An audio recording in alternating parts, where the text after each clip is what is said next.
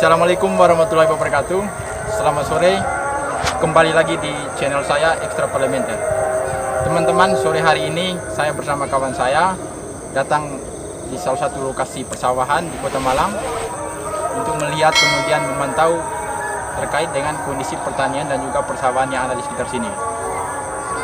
Nah, kali ini saya mencoba melihat kemudian bagaimana menghubungkan dengan kebijakan impor beras yang dilakukan oleh pemerintah kemarin. Ya kan? Teman-teman, kita tahu bahwa Indonesia merupakan salah satu negara agraris terbesar di dunia gitu. Artinya apa? Sebagian besar masyarakatnya bekerja sebagai petani gitu. Nah, tapi kita lihat hari ini bahwa beberapa bulan kemarin di mana pemerintah, ya kan, dalam hal ini Presiden Republik Indonesia mengatakan bahwa pemerintah menolak tegas terkait dengan impor. Yang kedua juga pemerintah menegaskan bagaimana kita untuk mencintai produk dalam negeri. Tapi faktanya beberapa hari kemudian kita lihat bahwa ada kebijakan baru yang dikeluarkan oleh negara, yang dikeluarkan oleh pemerintah, yang mengatakan bahwa pemerintah membuka keran terkait dengan impor beras. Ini sungguh memalukan sekali, teman-teman. Kenapa? Kalau kita baca data bahwa Indonesia merupakan negara ketiga terbesar produksi beras di dunia. Artinya apa? Kalau kita lihat data yang kita konsumsi bahwa seharusnya, ya kan, ketahanan pangan di Indonesia, kualitas beras yang dihasilkan oleh petani di Indonesia itu bisa diekspor keluar gitu. Tapi yang terjadi justru kita mengemis keluar. Ya, dalam hal ini kita butuh impor. Itu yang pertama. Yang kedua, kalau kita lihat teman-teman, kira-kira apa yang menyebabkan sehingga negara atau pemerintah mengadakan kebijakan impor beras? Kalau saya melihat bahwa ini merupakan bentuk penghinaan terhadap kedaulatan petani. Kenapa? Kita lihat bahwa dulu presiden pertama kita yang bernama Soekarno, dia ingin menegaskan bahwa kedaulatan petani itu harus diprioritaskan, dalam hal ini kedaulatan pangan.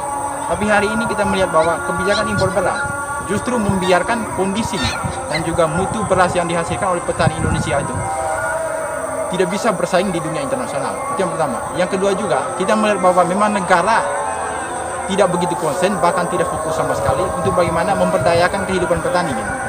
Ya kan? Kemudian mulai dari masalah pupuknya, masalah irigasinya, pendampingan yang dilakukan itu tidak terjadi sama sekali. Efeknya apa? Negara yang tadi mengatakan bahwa Indonesia itu sebagian besarnya hidup di sektor agraris, dalam hal ini pertanian, itu mereka punya kualitas beras, kualitas produksinya itu tidak diperhitungkan oleh negara, tidak diperhitungkan oleh pemerintah gitu. Nah, kita lihat, kita bayangkan bahwa seandainya, ya kan, seandainya kita berkomunikasi dengan petani gitu, melihat bahwa beras yang kita konsumsi, ya kan, bulog yang kita dapat itu dari luar negeri, apakah mereka kecewa atau bagaimana gitu?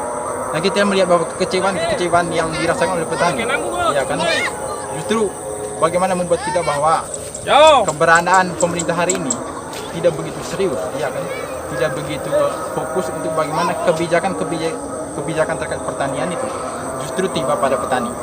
Nah, teman-teman, kita lihat bahwa kira-kira apa dampak positif dan juga negatif terhadap kondisi pertanian di Indonesia. Yang pertama, kalau dari segi pemerintah kita melihat bahwa dampak positifnya itu bagaimana menstabilitaskan terkait dengan cadangan beras di Indonesia.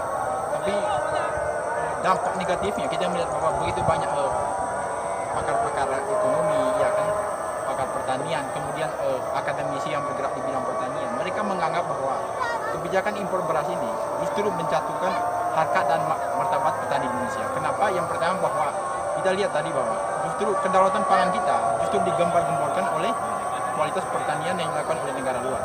Kemudian yang kedua bahwa kalau pemerintah serius, ya, untuk bagaimana menguatkan perekonomian, untuk menguatkan pertanian, dalam hal ini bagaimana kondisi dan kehidupan petani itu bisa bermartabat, seharusnya negara hadir gitu, melalui Menteri Pertanian, ya kan, bagaimana merumuskan kebijakan sehingga kebijakan itu bisa diaplikasikan oleh para petani. Nah, kita lihat misalnya kan, hari ini kalau di Manggarai misalnya, di Jawa, banyak orang mereka itu justru bekerja di sektor persawahan, tetapi kualitas dan hasil panen mereka, ya kan, justru tidak begitu bermutu di mata negara gitu, di mata pemerintah. Sehingga salah satunya solusinya yaitu impor beras. Bagi saya ini merupakan solusi yang paling buruk gitu.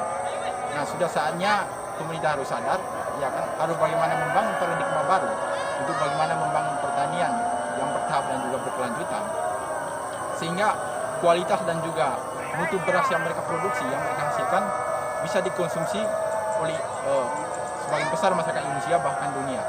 Saya pikir itu yang menjadi masukan saya, karena bagaimanapun impor beras merupakan penghinaan terhadap kehidupan para petani. Saya pikir itu, terima kasih, selamat sore.